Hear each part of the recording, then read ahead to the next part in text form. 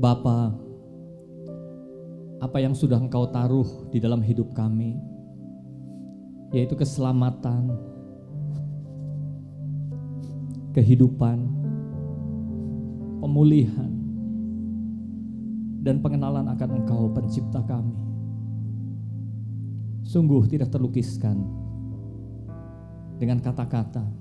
Pikiran kami tidak dapat mencernanya, Tuhan. Tapi semuanya itu Engkau sediakan bagi kami. Bahkan Engkau sendiri hadir di dalam setiap saat hidup kami. Engkau ada, Engkau nyata. Cahayamu terlalu kuat, Tuhan, untuk ditutupi dengan apapun yang bisa muncul dari dunia ini. Keselamatan yang dari Engkau terlalu bersinar bagi apapun kabut yang akan bisa menutupinya. Engkau hidup, Engkau ajaib, Engkau Tuhan kami, Engkau Raja, Engkau Allah, Engkaulah penguasa seluruh alam semesta.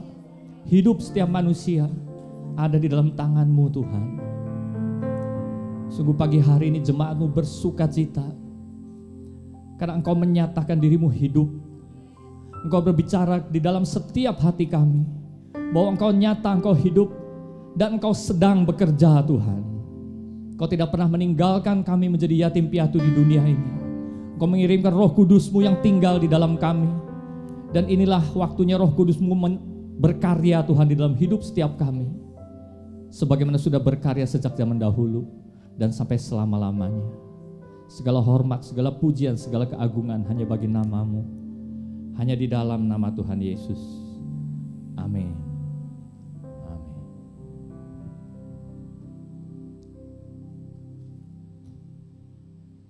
Jemaat JB3 yang dikasihi Tuhan, ini adalah waktu yang bersejarah. Ya.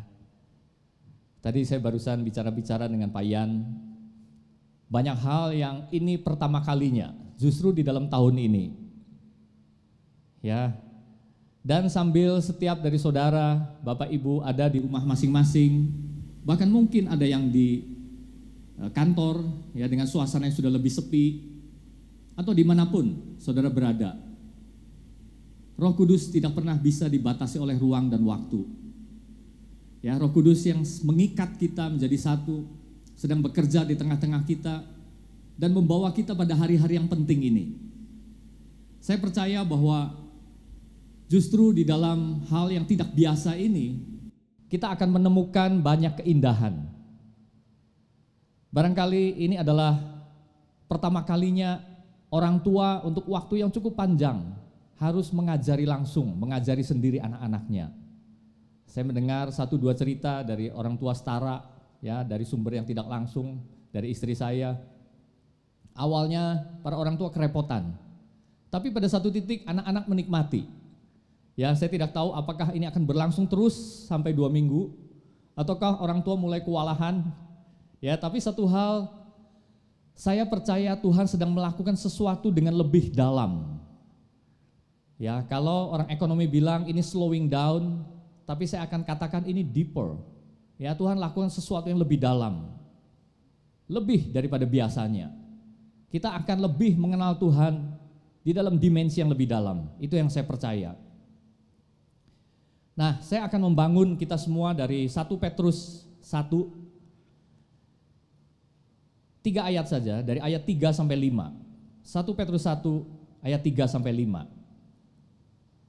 Terpujilah Allah dan Bapa Tuhan kita Yesus Kristus, yang karena rahmat-Nya yang besar telah melahirkan kita kembali oleh kebangkitan Yesus Kristus dari antara orang mati kepada suatu hidup yang penuh pengharapan, untuk menerima suatu bagian yang tidak dapat binasa, yang tidak dapat cemar, dan yang tidak dapat layu, yang tersimpan di sorga bagi kamu, yaitu kamu yang dipelihara dalam kekuatan Allah karena imanmu, sementara kamu menantikan keselamatan yang telah tersedia untuk dinyatakan pada zaman akhir.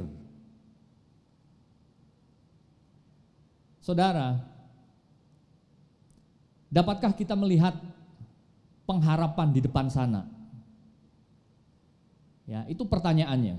Karena ayat 3 dikatakan bahwa Yesus Kristus membawa kita kepada suatu hidup yang penuh pengharapan. Ada pengharapan di depan sana. Tetapi saat ini kita hidup di dunia masa kini dengan segala sifat-sifatnya. Tetapi dapatkah kita melihat pengharapan di depan sana?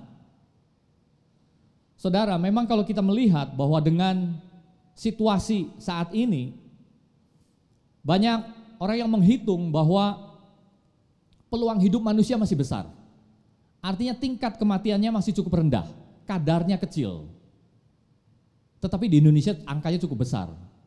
Ya, kalau tidak salah angka terakhir 8%, sementara di beberapa negara yang sudah lebih maju itu hanya 2-3%.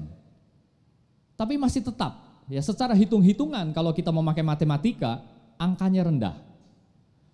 Tetapi apa yang saya amati dari situasi akhir-akhir ini, kalau kita melihat kemanusiaan, itu menjadi nyata betapa rentan dan bergantungnya manusia kepada apa yang sudah dibangunnya sendiri. Kesehatan, teknologi, ya, ekonomi, politik, segalanya. Ada seorang ahli yang membayangkan, ya, jadi banyak ahli bicara, ya, bicara di medsos dimanapun. Saya kebetulan dengar salah satunya. Dia mengatakan bahwa seandainya breakout-nya itu terjadi di negara-negara yang relatif sulit dan belum maju, katakanlah beberapa negara di Afrika Tengah, itu katanya akibatnya tidak terbayangkan. Karena apa? Karena sistem kesehatannya jauh tertinggal. Ya, ada beberapa negara yang disebutkan oleh ahli ini, misalkan Chad, kemudian Republik Demokratik Kongo, kemudian Burundi, Malawi, itu semua negara-negara yang ada di tengah-tengah Afrika. Nah, mungkin dari segi perlintasan orang, negara-negara ini tidak bisa dibandingkan dengan Korea, Cungko misalkan, yang perlintasan orang keluar negerinya itu begitu tinggi. Tetapi ini negara yang terkurung di tengah-tengah negara-negara yang lain dengan kondisi yang sama sulitnya. Dan boleh dikatakan perbatasannya itu bocor. Jadi sebenarnya dihitung dari manapun, manusia begitu bergantung kepada apa yang sudah dibangunnya. Dan manusia yang mungkin dari segi pembangunannya lebih di bawah, kesulitannya sungguh tidak terbayangkan kalau dipandang dari dimensi manusia. Tetapi firman Tuhan katakan, bagi kita, Tuhan sudah melakukan satu hal, yaitu Dia sudah melahirkan kita kembali. Sama seperti kita lahir di dunia juga bukan oleh karena kemampuan atau kehendak atau keputusan kita sendiri, demikian pula di dalam Kristus, Tuhanlah yang melahirkan kita kembali. Kita di dalam Kristus, bukan karena siapa kita atau apa yang bisa kita lakukan, tapi karena kasih karunia Tuhan membuat kita menjadi ciptaan yang baru.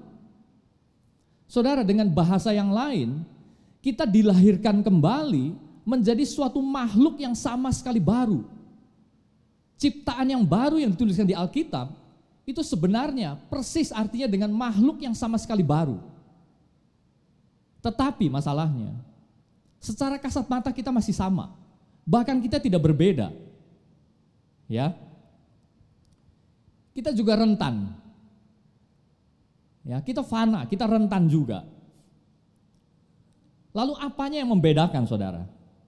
Ya, dalam hal apa kita berbeda? Karena dari luar kita sama, kita masih butuh masker juga, ya.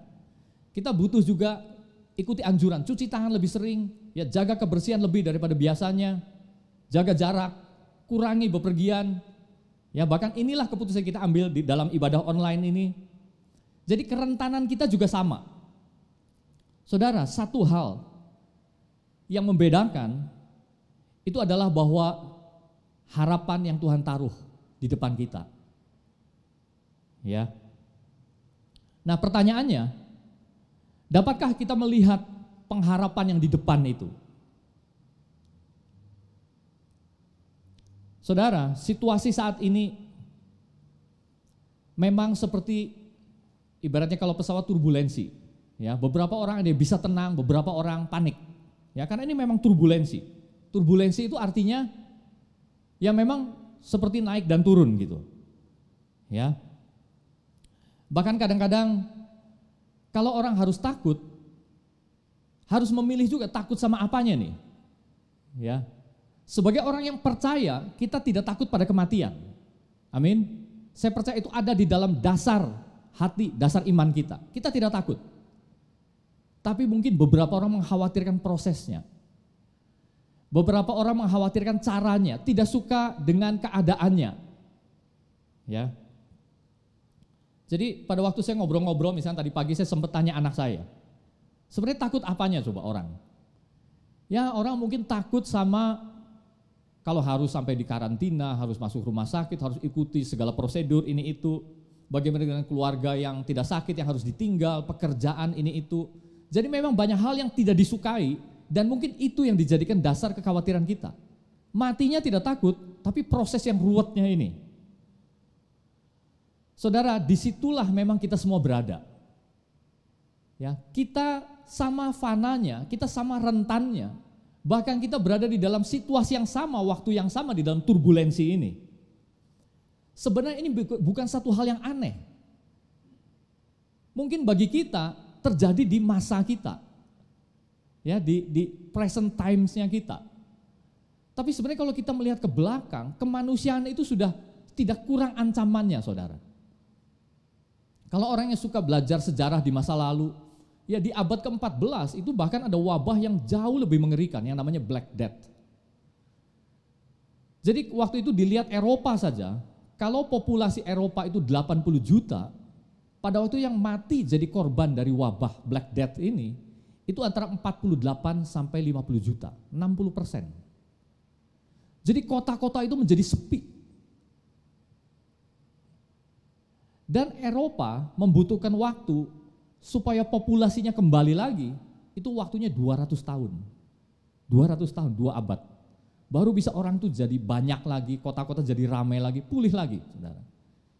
Jadi kita lihat oke, itu di masa lalu. Ya, tapi ini kita melihat nih dari medsos segala macam, terjadi di masa kita. Ya mungkin pada waktu belum masuk, ya beberapa orang mengatakan Indonesia tidak mempan, ya kita masih agak tenang-tenang. Tapi tiba-tiba itu sudah di depan pintu kita. Ya. Kita lihat oke provinsi lain. Tapi lalu kita lihat statistik kan, DKI paling banyak, Jawa Barat ada. Bahkan saya dengar di Parongpong sudah ada ya, di kecamatan saya. Ya. Entah ini bisa dipercaya atau tidak. Jadi artinya sebenarnya saudara, kalau mau kita katakan dengan kepala dingin, ya dengan lurus saja gitu, ini sudah biasa. Memang inilah hidup, inilah manusia. Bukankah Tuhan juga memperlihatkan kepada kita? Tidak peduli ada wabah, tidak ada wabah. Bukankah kita pun setiap hari itu menuju kepada kematian? Ya. Nah, tetapi firman Tuhan katakan, ini yang kita sudah terima. Ya, keselamatan di kekekalan.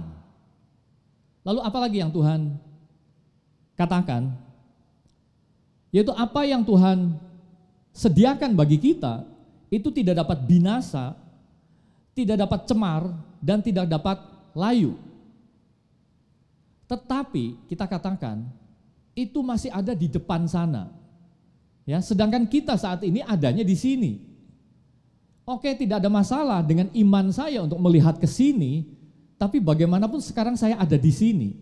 Sehingga problem kita adalah dapatkah kita melihat pengharapan yang di depan itu di tengah-tengah segala masalah ini. Itu masalah kita dan itu perjuangan kita sekarang. Karena itu saudara, ini jawabannya. Dapatkah kita berpegang pada sumber yang benar? Bukan jawaban, tapi pertanyaan sebenarnya. Dapatkah kita pada hari-hari ini memilih dan memegang satu sumber yang benar? Sehingga apapun turbulensi yang terjadi di sini, iman kita tetap dijangkarkan pada sini. Ya, kita tetap melabuhkan iman kita itu pada sesuatu di depan sana yang sudah pasti. Saudara, karena apa yang tersimpan itu adalah hal yang tidak bisa dirubah. Apa yang Tuhan sediakan di depan sini, itu adalah hal yang tidak bisa berubah. itu adalah sesuatu yang sudah selesai sekali dan untuk selamanya. Tidak bisa dibatalkan, bahkan Tuhan memberikan materainya kepada kita. Inilah yang Tuhan kerjakan di dalam hidup kita, saudara.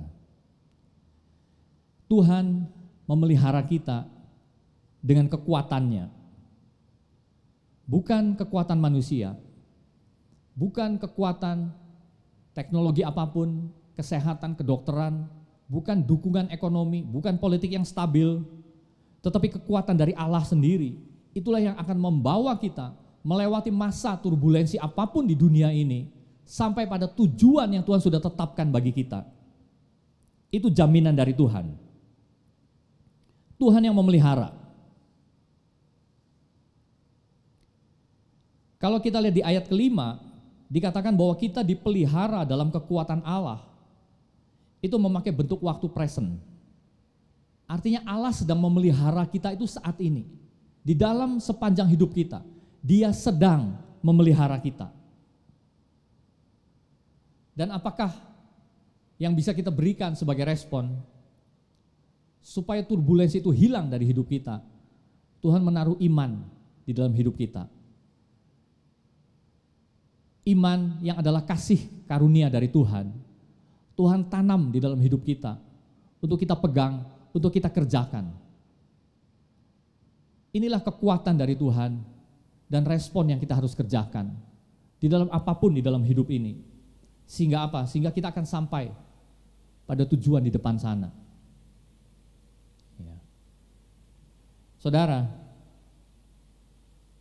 kalau kita melihat apa landasan dari iman kita, landasan dari iman kita adalah Yesus. Yesus sendiri.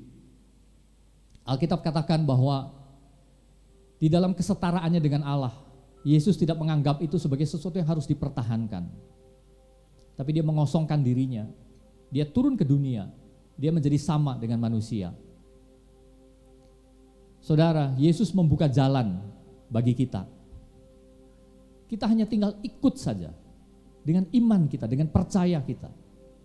Dengan segala apa yang kita miliki dalam hidup ini, pegang Yesus. Saudara tahukah bagaimana kita menggambarkan karya Kristus di dalam hidup, di dalam dunia ini? Yesus yang setara dengan Allah di sorga, Dia tinggalkan semuanya. Bagaimana kita bisa menggambarkan ini, saudara? Mari kita bayangkan bahwa di dalam hal segala aspek yang bisa kita kenal, seperti apakah sorga yang Yesus tinggalkan itu, sehingga Dia harus turun ke dunia yang penuh dengan kontaminasi ini. Bukan hanya virus, bukan hanya bakteri, bukan hanya amuba, tapi dosa. Bayangkan bahwa pada waktu Yesus meninggalkan suasana sorgawi yang penuh dengan harmoni, bayangkan dari bunyinya saja, saudara. Segala bunyi, segala harmoni, segala musik sorgawi itu, Dia tinggalkan jauh dari telinganya. Dan apa yang terjadi begitu Dia sampai ke dunia? Apa yang Dia dengar? Keluhan, teriakan, dosa, kebusukan hati, mulut yang jahat, ucapan-ucapan yang menghujat, segala kedengkian yang keluar dari mulut manusia. Saudara, kita bayangkan seperti apakah sorga itu? Tidak ada ratap tangis, tidak ada dosa, tapi di dunia penuh dengan ketakutan, ratap tangis, dosa merajalela di mana-mana. Dan Yesus diberi tubuh daging itu supaya Dia bisa merasakan, Dia bisa rasakan, bahkan jauh lebih dalam, jauh lebih susah daripada yang kita rasakan. Dia bisa merasakan bagaimana rasanya daging itu disakiti. Dia bisa rasakan bagaimana rasanya waktu cambuk itu mendera dagingnya dan mencabik-cabik dagingnya. Bukan hanya cambuk, tombak, dan terakhir paku. Pada waktu Dia dipakukan di atas kayu salib itu, darahnya tercurah, darahnya menetes sama seperti darah kita yang bisa menetes. Dan akhirnya jantung fisiknya juga berhenti dan matanya terpejam. Kematian. Sama seperti kita semua akan mati. Yesus mendahului kita di dalam kebangkitan dari kematiannya. Saudara, kita hanya pakai iman percaya kita untuk ikut Yesus. Percaya, dia sudah ada di sana. Dia sudah ada jauh di depan kita. Dan dia menyediakan tempat tinggal bagi kita. Dan terlebih, dia sudah melewati segala yang harus kita lewati di dunia ini. Dan dia sudah menang. Jadi apakah turbulensi yang bisa kita alami? Apakah kesengsaraan, apakah ketakutan yang bisa menghimpit kita? Jenis ancaman apakah yang bisa mengancam hidup kita? Saudara, Yesus sudah ada di sana. Dan dia menyediakan kemenangannya bagi kita. Mari kita berdoa. Bapa, biar Engkau kuatkan setiap hati kami. Kalau ini waktunya, kami melihat, mengalami lebih dalam, belajar mengenal Engkau lebih dalam. Hubungan kami dengan Engkau diperdalam, diperbaharui. Kami melihat banyak perkara yang selama ini mungkin tidak kami lihat. Biarlah ini waktunya Roh Kudus bekerja dan menggenapi apa yang sudah Engkau maksudkan di dalam hidup kami. Pakailah setiap kami, setiap jemaat-Mu Tuhan. Rumah tangga kami, keluarga kami. Biar menjadi rumah keluarga yang kuat, yang teguh. Di mana Kristus hadir di dalamnya. Memerintah sebagai kepala rumah tangga, kepala keluarga kami, kepala dari segala yang ada, membawa setiap keluarga melewati apapun yang kami harus lewati. Biar kekuatan dari Engkau selalu bersama-sama dengan jemaat-Mu ya Tuhan. Kami percaya itu di dalam nama Tuhan Yesus. Haleluya. Lingkupi kami Tuhan.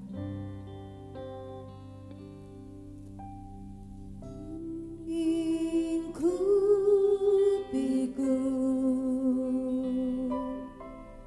dengan sayap-Mu, naungiku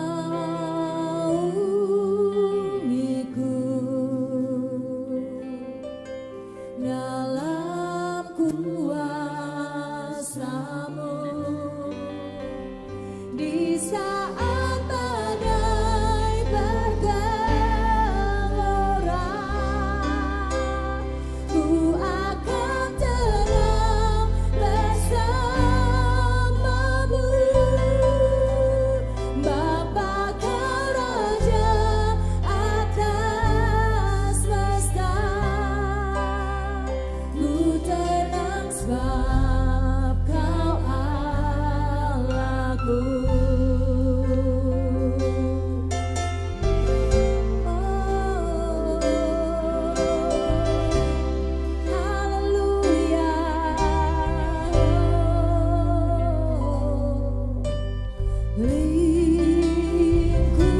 Lingkupiku dengan sayap-Mu, naungiku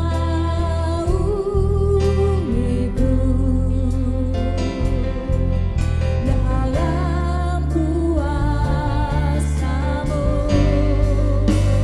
Di saat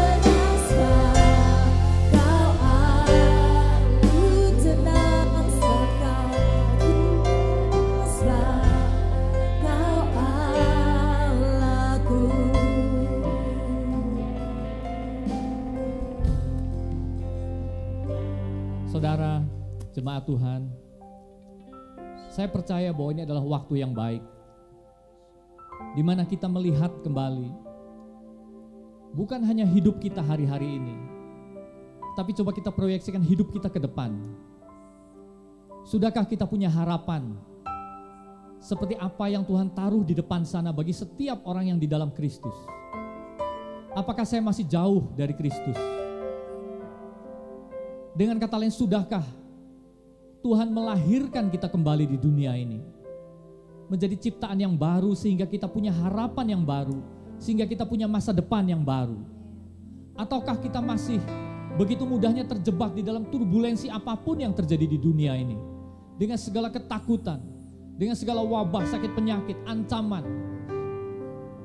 Saudara, Tuhan memberi kita petunjuk yang jelas setiap hari. Pada waktu umur kita bertambah, tubuh kita sebenarnya semakin menurun. Pada satu titik kita mencapai puncak kebugaran sebagai orang muda. Tapi sesudah titik itu tercapai, kalau hidup kita masih berlangsung, grafiknya itu mulai turun, saudara. Kita semua sebenarnya, ada wabah tidak ada wabah, ada ancaman tidak ada ancaman, suatu saat kita akan berdiri di depan tahta Tuhan. Dan kalau itu yang terjadi, saudara, bagaimana kita mempertanggungjawabkan segala hidup kita di dunia ini?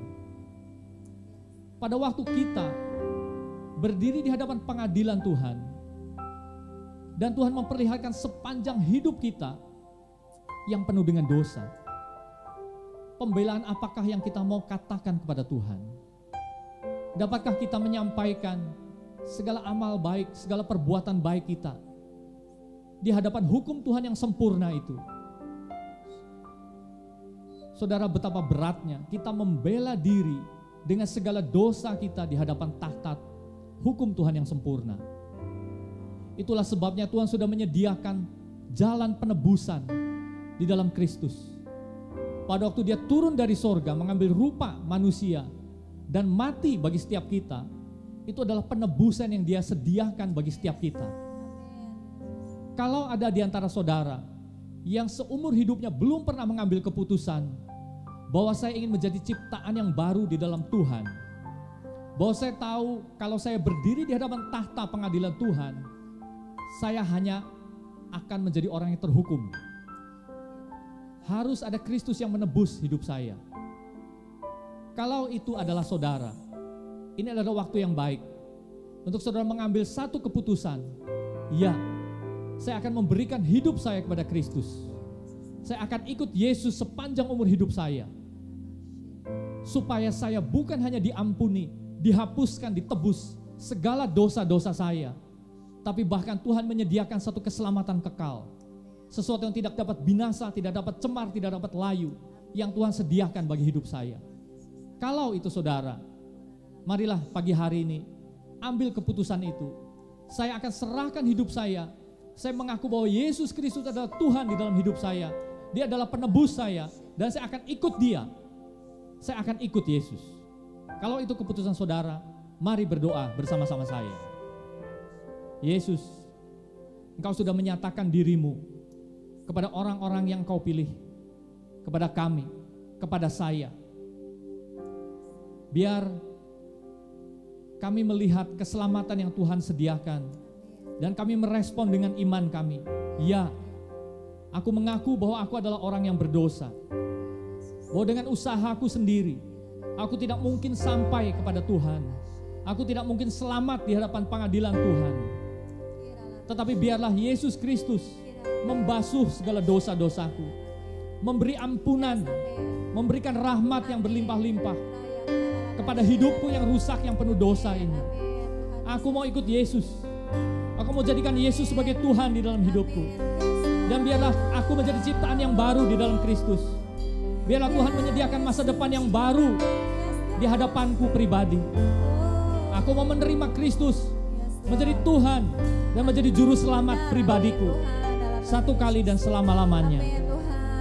Karena itu aku bersyukur Tuhan untuk kasih karunia-Mu, rahmat-Mu yang besar, mengampuni aku orang yang berdosa ini. Engkau datang ke dunia, mati bagiku, mencurahkan darahku, supaya aku menjadi layak, menjadi benar di hadapan Tuhan. menjadi ciptaan yang baru dan mempunyai masa depan yang baru, yang tidak bisa binasa, tidak dapat layu dan tidak dapat cemar.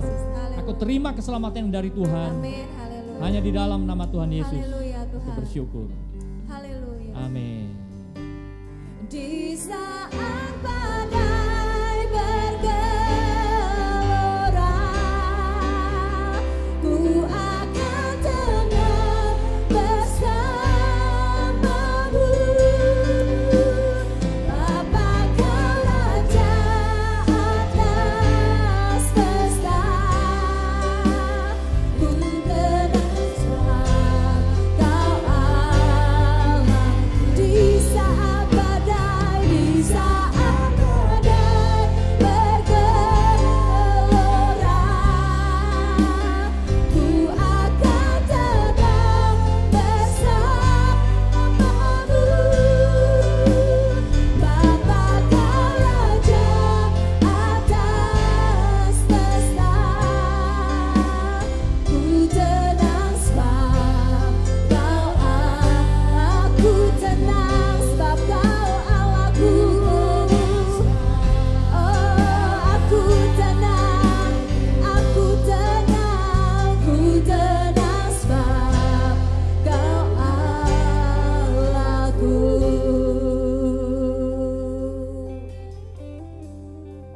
Haleluya. Haleluya Yesus.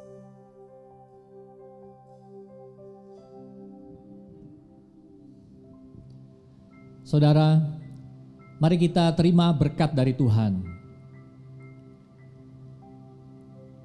Biarlah segala berkat dari Tuhan tercurah atas kita, atas setiap rumah, atas setiap keluarga, atas setiap pribadi. Segala berkat keselamatan, berkat kesehatan, Tuhan mencurahkan berkat-Nya sehingga kita semua tidak akan pernah kekurangan satupun yang baik di dalam hidup ini. Malah kita akan berkelimpahan di dalam segala kebajikan. Biarlah hidup kita semua memancarkan terang Kristus. Dan berkat Tuhan selalu menyertai kita hari demi hari. Di dalam segala pekerjaan tangan kita. Di dalam studi kita. Di dalam pekerjaan yang kita lakukan. Biarlah damai sejahtera dari Allah Bapa, kasih karunia yang sudah dinyatakan di dalam anaknya Yesus Kristus, dan persekutuan dengan Roh Kudus selalu menyertai kita dari sekarang sampai selama-lamanya. Amin.